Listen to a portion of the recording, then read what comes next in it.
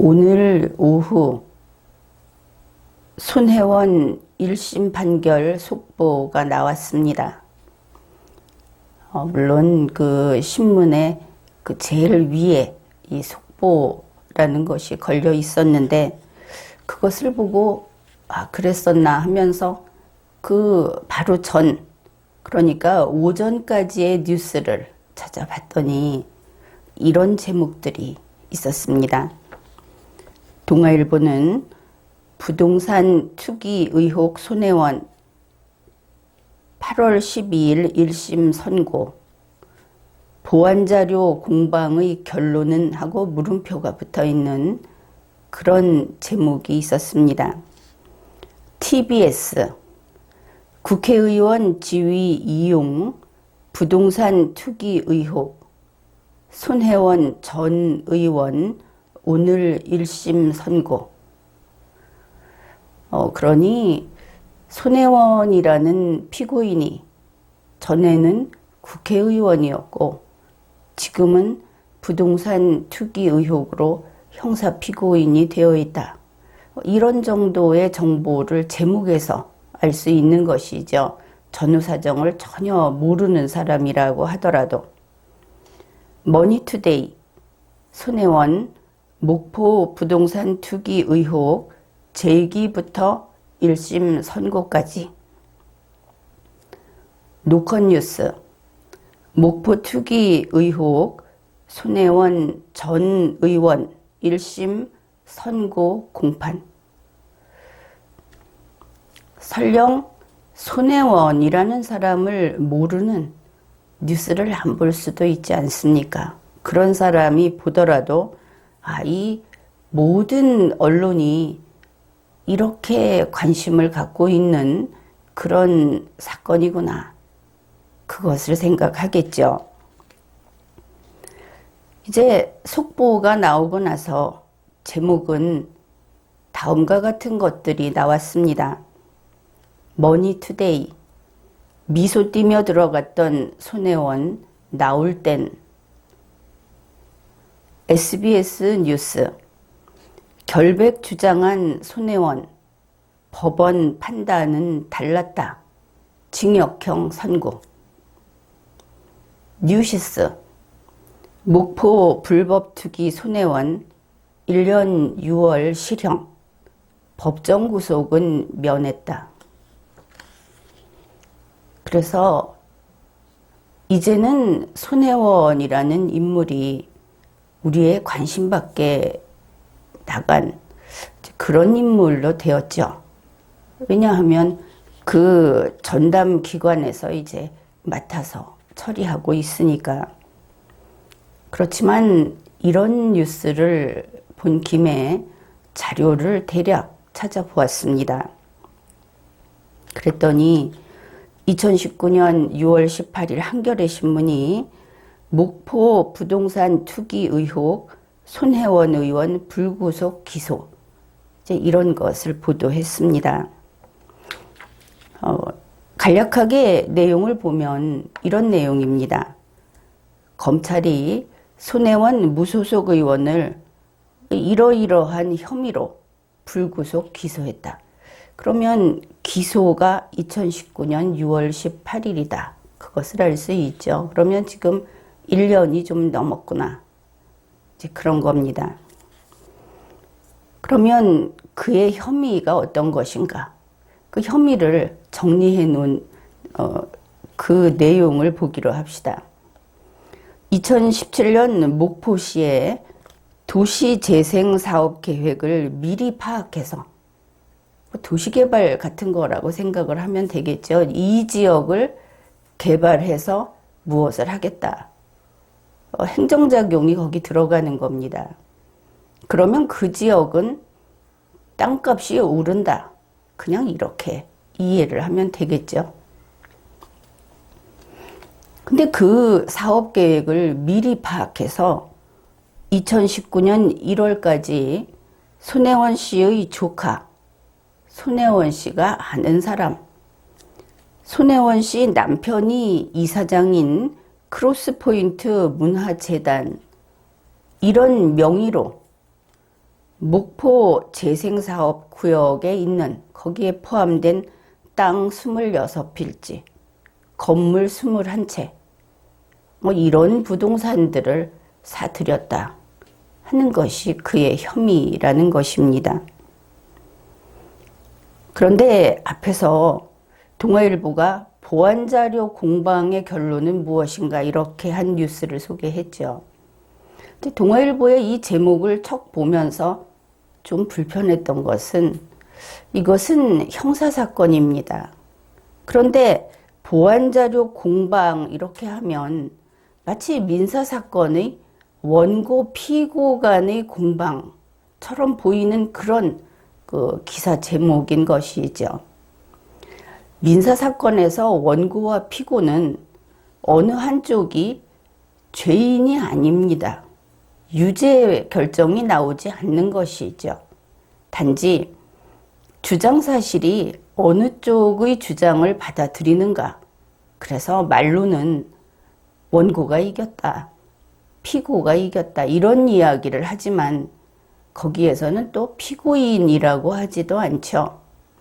그러나 형사사건이라고 하는 것은 그냥 평등하게 완전 그 무죄인 상태에서 한쪽의 주장과 다른 쪽의 주장을 놓고 어느 것이 옳은가를 가리는 그런 재판이 아닙니다. 형사사건은 반드시 지켜야 할 법률을 두고 그 법률을 위반했다는 혐의를 둔, 그래서 공소제기하는 검사의 입장에서는 유죄의 심증을 가진, 이거 유죄다 한 그런 피의자를 공소제기하고 피고인의 지위를 부여받게 하는 겁니다. 따라서 이미 이러한 판단을 받고 피고인이 된 사람은 그가 검사의 주장이나 혹은 법관의 신문에 대해서 답변을 할 수 있을 뿐이지 공방을 하는 것은 아니다 하는 것이죠. 피고인은 피고인의 지위에 걸맞게 법에 복종하는 태도를 보여야 하는 겁니다. 그래서 이러한 그 언론의 보도 방식, 표현은 잘못된 것이다. 그것을 먼저 지적을 해 둡니다. 그래서 바로 그 보안자료, 거기에 대해서 손혜원 씨 측에서는, 손혜원 씨는 그게 남들도 볼 수 있는 것이었다. 그러니까 비밀 자료를 빼낸 건 아니다. 이런 주장을 한 것이고, 그러한 손혜원 씨의 주장을 2019년 6월 24일 중앙일보가 길게 보도를 해줬습니다.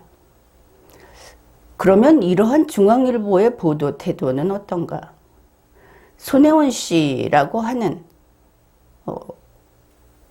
소위 권력자의, 돈도 많고 또 문재인 씨, 그 문재인 대통령의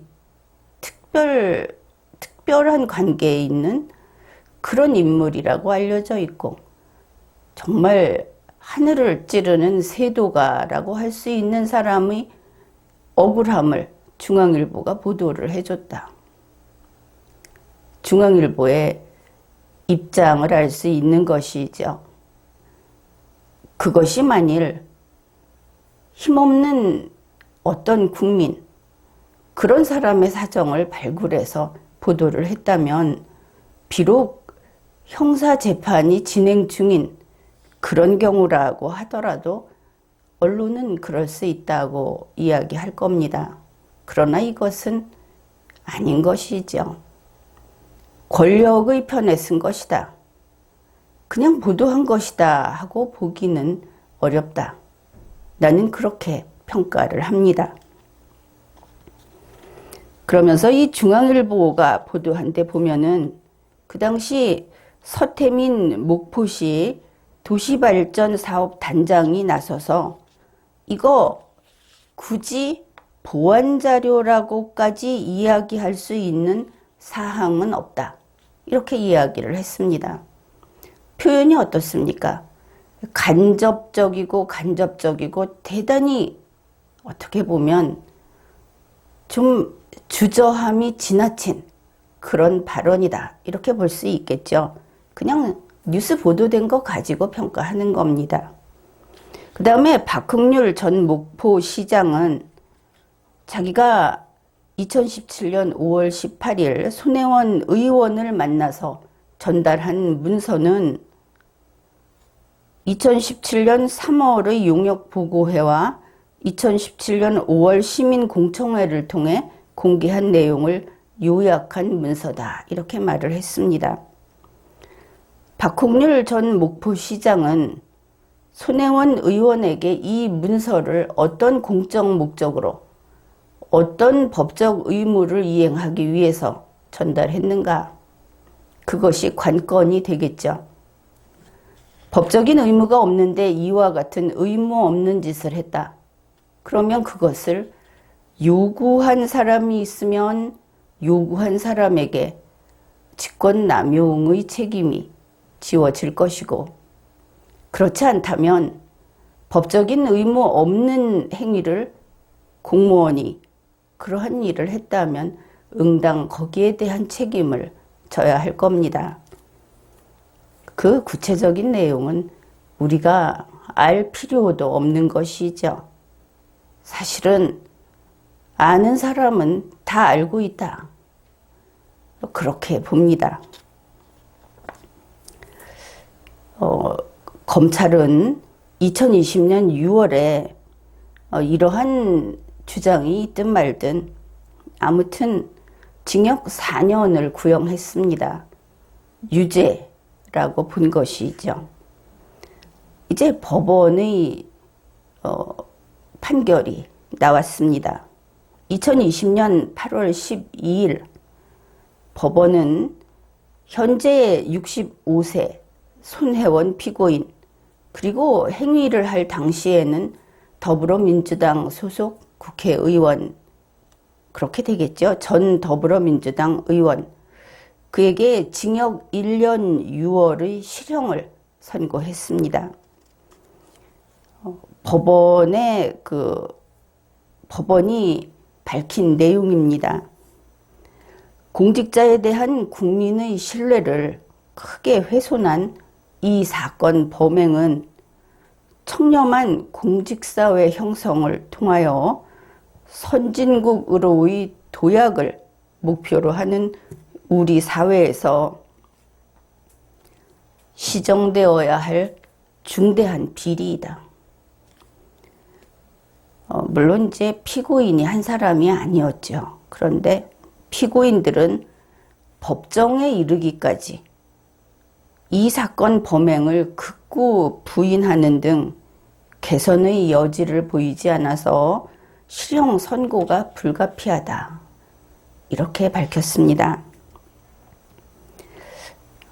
손혜원 피고인하고 같이 이번에 여기에 가담을 한 국회의원 보좌관 53세 조모 씨, 그는 징역 1년이, 그 다음에 손혜원 더불어민주당 의원에게 부동산을 소개한 지인 53세 정모 씨는 징역 10개월인데 집행유예 2년이 선고가 됐다고 합니다.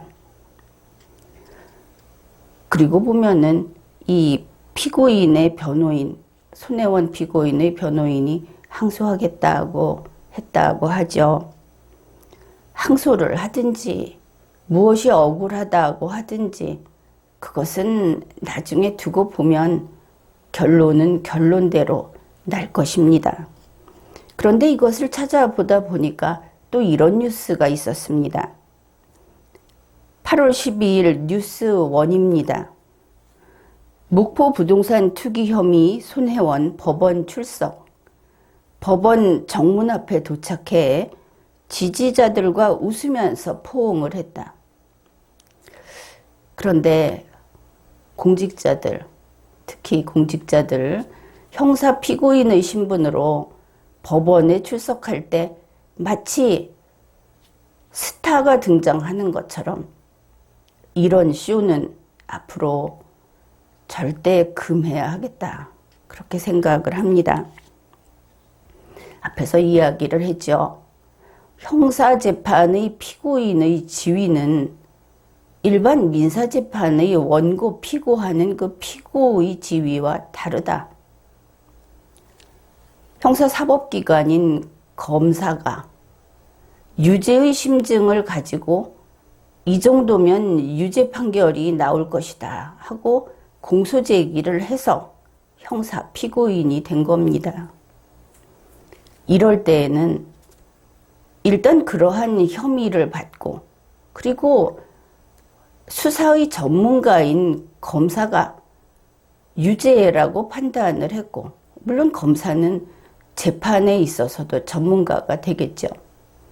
그래서 형사 피고인이 됐다고 하면은 만일 억울하면 자기는 억울해도 자기의 손이나 발이 법에 저촉되는 일을 한 것은 아닌가. 그 정황이 어떤가 하는 것을 성실하게 법정에서 밝히고 그리고 억울하지 않을 정도로 그런 판단이 나오도록 노력을 해야 할 겁니다. 그리고 일단은 특히 이 공무원이라고 하는 사람이 형사 피고인이 되었다 하는 것은 대단히 죄스러운 일이죠. 그런데 지지자들과 만나서 웃으면서 포옹을 했다. 이것은 대한민국 그리고 대한민국의 법체계 전체 국민을 능멸하는 모습이다. 감정적으로 괘씸해서 유죄가 더해져야 할 것 같다. 이런 느낌을 받게 되는 겁니다. 아무튼 이런 뉴스가 오늘도 또 나왔습니다. 우리 5,100만 국민은 헌법과 법률을 준수하는 준법 국민입니다. 요즘 보면 국회의원이라든지 청와대에 무슨 자리를 어디 차지하는 사람이라든지 계속 변명들을 하고 있죠. 나는 유죄가 아니다. 이런 이야기를 하는데 그거 참 한심한 이야기라고 느껴집니다. 유죄가 아니면 존경받을 일입니까? 그것이 상받을 일입니까? 유죄가 아니면 감옥에 가지 않을 뿐입니다. 잘한 거 아니죠. 그런데 유죄 아니면 세상을 얻은 듯이 다시 잘난 척을 하는 겁니다. 그것은 크게 잘못된 일이다. 그것을 알아야 하겠죠. 그런데 우리 국민은 법을 철저히 지킵니다. 평생 법을 어기지 않고 살아가는 국민이 절대 다수입니다. 그런데 그런 국민 앞에 뉴스는 언론 방송은 연일 어떤 것을 쏟아내놓고 있습니까? 모렴치한 인간 이 문제가 아니고 법을 어기고도 처벌받지 않는 인간, 법을 어긴 데 대해서 반성하지 않고 책임지지 않는 인간, 그런 뉴스를 우리 준법 국민들 앞에 내놓고 있는 겁니다. 가끔은 그렇죠.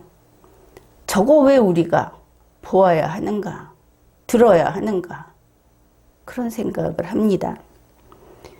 뉴스는 연일 대통령의 측근 누가, 대통령의 누가, 또 어느 국회의원이, 어느 정당인, 어느 정치인이, 또 어떤 교수가, 방송인이, 연예인이 이래 가면서 그들이 법을 위반한 소식, 그들이 피고인이 돼서 재판받는 소식, 그런 것들을 뉴스로 우리에게 전해줍니다.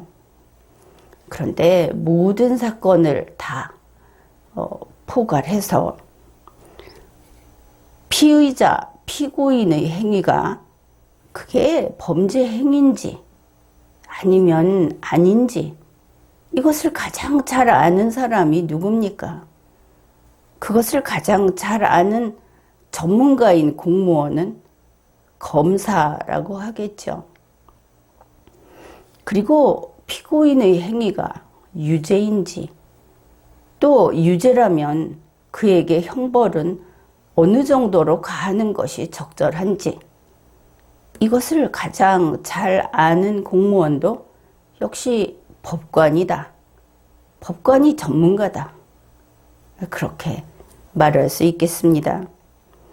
그러니 누가 범죄 행위를 했는지, 그것이 유죄인지, 그에게 적합한 적정한 형벌이 무엇인지, 이것은 그들에게 맡겨두면 될 겁니다. 검사와 법관에게 맡겨두면 되는 것이죠. 같은 맥락에서 이제는 변호사들, 선임이 됐으면 변호인이 될 텐데 변호인들 언론 방송에 나오지 좀 마십시오. 마이크 앞에 서지 마십시오. 하고 싶은 이야기는 검찰 조사실에서 하고, 그리고 법원의 재판정에서 이야기를 하십시오. 우리 국민에게 법을 꼬박꼬박 지키는 국민 앞에 나와서 그 피고인의 사정을 들려주지 말라 하는 것입니다. 우리 국민들은 이번 경우에 그러면 그 당시에 현직 여당의 국회의원이었다고 볼 수 있겠죠. 또 문재인 대통령의 특수 관계인이다, 그렇게 볼 수 있을 겁니다. 그 당시 얼마나 그 뉴스가 많이 나와 있었습니까? 그런데 그런 사람이 목포시장에게서 행정서류를 받아들여서 이 사람 이름, 저 사람 이름, 그렇게 남의 이름으로 넓은 땅을 사들이고 집을 21채나 사들이고, 그리고 나서 그 부동산 가격이 올랐다고 하죠. 이제 이런 뉴스를 들으면 그것이 법적으로 따져서 이 부분은 설령 그런 행위를 했어도 범죄가 되지 않는다느니, 혹은 양형에서 이것은 고려해야 한다느니 하는 그런 이야기는 이제 됐다 하는 겁니다. 그냥 그것으로 됐다. 국민은 그런 공무원, 그런 국회의원, 그들을 비호해온 더불어민주당, 또 그런 정당과 정부를 공동 운영을 해온 그런 그 문재인 정권, 그들을 이제 더 이상 보고 싶지 않다 하는 겁니다. 혹시 또 변호사들 몇 명 나서가지고 악마의 디테일 이런 거 이야기하지 마십시오. 법으로 나오면 법으로 칠 수도 있지만 이제 그것도 피곤하다는 것이죠. 우리 국민의, 준법 국민의 인생이 아깝다는 겁니다. 그런 거 가지고 논의하기는. 그러니 이제 당신들, 앞에 이야기한 이런 당신들, 이제 그만 다 물러나십시오. 손혜원 씨가 더불어민주당 소속 국회의원 신분으로 저지른 범죄 행위는 권력 집단의 그 폭력을, 권력 집단 자체가 폭력이 된다, 이것은 아마 좌파 정권이 누구보다 잘 알고 있을 겁니다. 그러한 폭력을 앞세워서 한 지방의 평온을 깨뜨린 그러한 행위이고 바로 그러한 죄에 해당한다. 이것이 헌법과 법률을 지키는 준법 국민이 내리는 판결입니다. 지금까지 리걸마인드 연구소였습니다.